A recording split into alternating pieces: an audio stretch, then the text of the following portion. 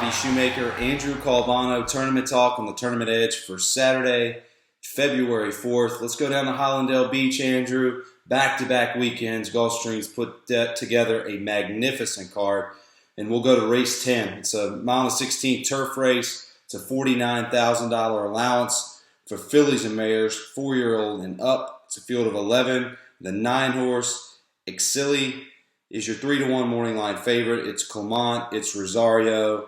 If you look at this horse's first race off the claim for Clement, going a mile, Andrew, it makes this horse the horse to beat, but I am going to try to beat considering the low odds and a salty field in which she's going to face today. And I agree. My problem with this horse is I don't think that this distance is necessarily for her, and I think she's at 3-1 based off who she faced last time out in Neck of the Moon and Sandiva. Obviously, we know the work Sandiva does for Todd Pletcher. But I'm really not just sold on this one whatsoever here. I will agree that the workouts at Payson Park look pretty good, but just not liking the stretch back out. And this horse really hasn't proven much to me. And in these big Gulfstream Park fields, I'm not content with landing on a 5-2 horse like that. I think there's some value in here elsewhere. Looking at from a pace perspective, don't see much pace at all. I think the only pace threat is number 1, Quality Rocks. And I'm going to play this race, Bobby, how you're going to play the Aqueduct race that we just covered between my two horses and kind of see what I can get into on Quality Rocks. If this one gets bet below that 9-2, I have a horse I'm going to go elsewhere with, and I'll get into that. But Quality Rocks above 9-2. Bill Mott is 20%. 180-plus day layoffs coming back to the turf route, 45% in the money. So if Lizcano wants to show speed, who, in my opinion, is one of the best turf routing jockeys, so be it. I think you can get great value on this one. So in a paceless race, Bob, that's how I'm seeing it. Yeah, I mean, look, and I'll say this to you as well. This week specifically, because the turf course is really starting to dry out, Andrew, a lot of horses are winning wire to wire, and we weren't seeing that the first couple of months of this meet because they were continuously getting rain. And all those that watch this sport and study the game like you and I know that when a turf course has some give into it, it's very difficult for horses to go wire to wire. And the drier it gets, the harder it gets, and the more it favors speed. And I saw so many horses going wire to wire this week, whether it was allowance races or whether it was maiden claimers.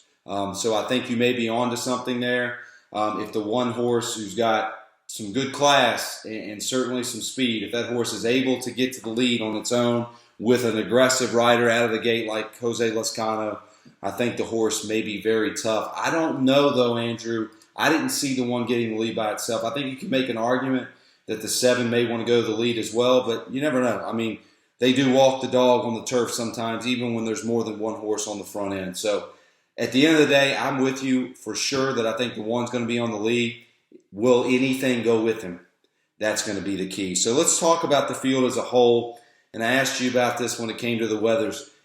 This looks like one of the better $49,000 allowance races that we've covered. I mean, you could make an argument that these horses have non-graded stakes written all over them before this meet's over. Without a doubt, and I agree with you 100%. And obviously, a lot of horses are coming from that standard as well. Right. So I think we're going to see some other horses taking the step up. Specifically, Exili, a horse that's obviously has struggled against tougher at Saratoga and the Belmont Park last race. 2 back, and then obviously the South Beach last time out here over the course. I mean, argument would just say that any horse dropping from these types of races automatically wins this race. Right. And that's what I love so much about these Gulfstream Park turf races, that anything can truly happen. And obviously, Bob, you can attest to that as well. So a wide open group, but I agree with you, Bob. I think later down the road, we can see some of these horses in the championship meet running for some non-graded stakes. So give us your pick and why, and where do you see this horse sitting from a pace standpoint, since that seems to be very, very critical when it comes to your opinion? 100%, and I'm actually going to land on number 8, Somersault, for Paco Lopez and Mark Henning. Mark Henning doesn't really have too much of a base down here like he does elsewhere, but though the one win here was this horse, I think this horse is really onto something here, and obviously a veteran, 20 starts, but all 3 times in the money here at Gulfstream Park, including the last out win. I think the distance hits this one right between the eyes. And though only one win from it, I know I have to make an argument here, and you have to for a 10-1 horse, but Paco Lopez's work on the turf has really stood out to me as of late. This is a horse that I know is going to sit that second shelf and kind of wait on it, but Paco's such an aggressive rider. I know he can get into it if he has to, so I don't think this horse is going to have any trouble with any trip. I think Paco knows what he wants to do with this horse. I like a little bit of freshening. This horse runs well off this type, as seen.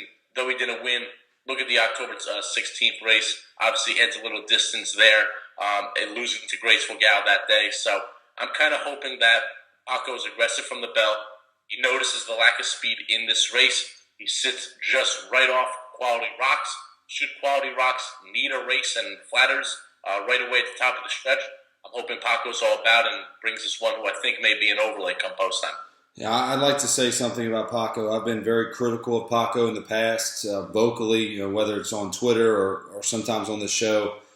This guy is riding the best of his career, and he may not be statistically winning this championship meet right now, but for me, Andrew, watching this meet day in and day out, he's been the best jockey all winter, and quite honestly, it hasn't been close. Even when his horses aren't winning, he's putting them in every chance that they can have to win the race, and that's all you can ask for with Paco Lopez on a 10-1 shot.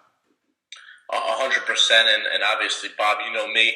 I kind of throw a jab at him here and there, for the mammoth races, and how he doesn't really like to Right. branch out. But you would expect him to be at Saratoga, all meet round rather than just hang out at the Jersey Shore. But I think this meet specifically has shown that Paco is ready to take a bigger step in his career in the future. Well, I'm going to go ahead and get to my pick, Andrew, and I'm a big fan of this horse, and it's this horse's second time in U.S., raced one time at Woodbine last year, and then first time in the U.S. was at Gulfstream on December 31st, and it's your boy, Julien Leparoux, on the 2-horse Chiringuita. Look, I was playing in a high-stakes tournament December 31st, and this horse flat out beat me from the clouds at 7.5 furlongs at 5-1, was a double-digit morning line odd, bet all the way down to 5-1, and did not disappoint. Go back and watch the replay, Andrew, after the show is over, and take a look at how far this horse was back and how wide this horse was. And I guess you can't expect anything else from Julien Leparoux at this point. But he overcome all of that and won the race. I looked at the stride, Andrew, and the horse looked like 7.5 was not even what she wanted to do, and she still was able to come from dead last after they turned for home, mind you, to be 7 wide to still win the race. A mile and 16th or longer is what this horse wants to do. I think this horse has a chance to be in the race earlier than what she was at 7.5 with a big stretch out to a mile and 16. And there's a plethora of talent here. And I think that there is tremendous value on this horse at 8-1, considering the performance that she put forth at 7.5 furlongs off a 97-day layoff in her first start in the U.S. I think this horse is your winner if Julien can get the horse in the race earlier. There's tons of talent here, and 8-1, there's a lot of value. Yeah, Bob, and you know me, I will go to great lengths to defend Julien Leparoux as one of the best value turf guys in the country. And I actually had to break my pick down. I actually was afraid that this one was going to show a trip similar to last out, and with the lack of pace, that's what kind of scared me away from this horse. But I watched that replay as well, Bob, and no doubt about it, this horse has some serious talent. And I will be including this one into this big pick 4 sequence that we're going to see. So really like this selection as well, and I think the stretch out will really hit this one between the eyes. Like you mentioned, that stride that this horse has shown, really just begging for more. And hopefully this inside post will allow Julien to cover this one a little bit more than that wide outside post he had to face first time in the Gulfstream Park turf. 7.5 furlong sprint, which is essentially almost 2 turns. Absolutely. Here. So definitely a strong pick, and definitely one that must be included in this pick 4 sequence. Yeah, I'll be very disappointed if Julien is not at least a tad bit aggressive from the bell with this horse. I'm not asking to be on the pace by any stretch. I don't want you to think that. But you can't be 9.5 lengths off the lead in a mile and 16th race of this nature when there might be more pace than you, in my opinion. but not enough to be that far off. But this horse has got serious talent, and I think is a major player. Another horse I wanted to ask you about was the 4-horse Inside Out. Third off the claim for Marty Wolfson, a hot rider, and Tyler Gaffleon it gets aboard. Julian Leparoux rode this horse last time out in a Grade 3 stakes race. 1:16 time form U.S. speed figure. I loved how this horse finished despite being beat 2 3/4 lengths. And I think you can make an argument, Andrew, if this horse repeats that effort, she might win today because this horse lost to Sandiva and Isabel Sings last time out, only beat 2 3/4. Do you think that race was a farce, or do you think this 4 can back it up? Because if that's the case, we might all be running for second. Yeah, and I mean, let's look at this horse. December 17th, first off the barn switch coming from tracks like Presque Isle Downs, Delaware Park. Crossed that one out, ran into a strong horse in Eskin for Money and Curlin's Approval, who backed it up with a big win this past weekend. Gets back on the turf. Like we mentioned so often, just because a horse runs evenly in a group or finishes 5 or 7, this horse was 2 3/4 lengths off of Sandiva, one of the best turf horses at Gulfstream Park at the moment. Isabella Sings as well. And if you notice, didn't really break that sharp. Halfway through the race, this horse was 11 lengths off. So a lot of ground covered. And everybody, I mean, like we say, it's just so simple. And sometimes as horse players, we overthink it too much. But in my opinion, any horse dropping from a Grade 3 to an optional 62,000, wins what? 8 times out of 10, 9 times out of 10, you know what I mean?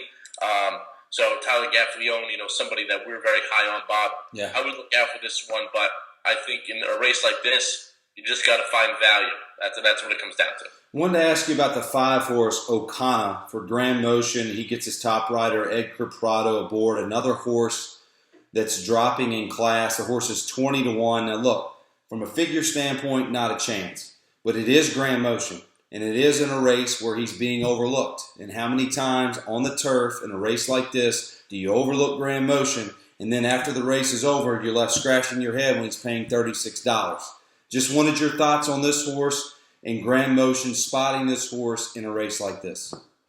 And you know me, Bob. Generally on this tournament talk, show, if Motion's in the race, I'm landing on him. Simple as that. But I actually picked this one last time out.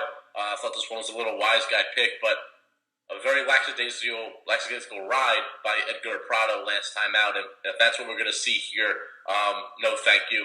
Edgar Prado, only 3 wins from 69 starts. I'm going to have to pass on this one. I think this one's talented. I think Grand Motion knows what he's doing with this horse second time out here. But watch that ride last time out, Bobby. That was just brutal. And if that's what we're going to see today, I'll take my chances against a 20-1 shot. A horse I wanted to mention and criticize a tad bit and then get your thoughts on it is the 6-horse Seeking Treasure. And I feel like maybe a lot of tournament players may give a long look to the 6, but this is what I don't understand. How can this horse be 5-1 morning line, Andrew, when the 4 and the 6 are coming out of the same race? And you don't even have to watch the race replay to understand that the 4 ran a better race. And then go watch the replay and you'll see that the 4 is much better. Yet they're very similar in odds. I don't want anything to do with the 6. I think the 6 has no chance to win this race. And I think the value of this horse is absurd. What are your thoughts on the 6 Seeking Treasure? Do you see it the same way as me, or do you think this horse has a shot? Yeah, and then when I did morning line odds, before they actually came out, and I used my little system of algorithms, to make my own morning line odds, I had this one at 10-1, and this was my top selection. And I'll tell you why.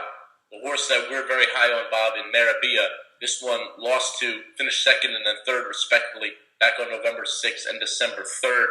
And that December 3rd race, Bob, you and I were big on Marabia that day, and we were kind of holding on that, we'd get there, but this was one that was, running the exact same stride behind her that day, then cuts back to 7.5 furlongs. I don't think this one wanted to do that, but still, I can't be hypocritical because this one finishes a length of 3/4 off the likes of Neck of the Moon, Sandiva, and Exili. I think this one had a lot of excuses last time out. Should have ran a better race, in my opinion, but was obviously up against much tougher. But when I saw this come out at 5-1, preposterous, ridiculous that this one should be anywhere near Inside Out, 7-2, who in my opinion should be the favorite. At 10-1, I would make a big case for this horse. At 5-1, no shot. I think it was much better at that price. Give us your top selection once again, Andrew. So that's number 8, Somersault, 10-1. And I'm on Chirin Gita, the 2 horse at 8-1. Watch the race replay, and you'll see exactly why. So that's going to do it for Gulfstream Park. Race 10 on Saturday, February 4th. It's a $49,000 allowance optional claimer going 2 turns on the turf. That's Andrew Calvano. I'm Bobby Shoemaker. Good luck. Good luck, guys.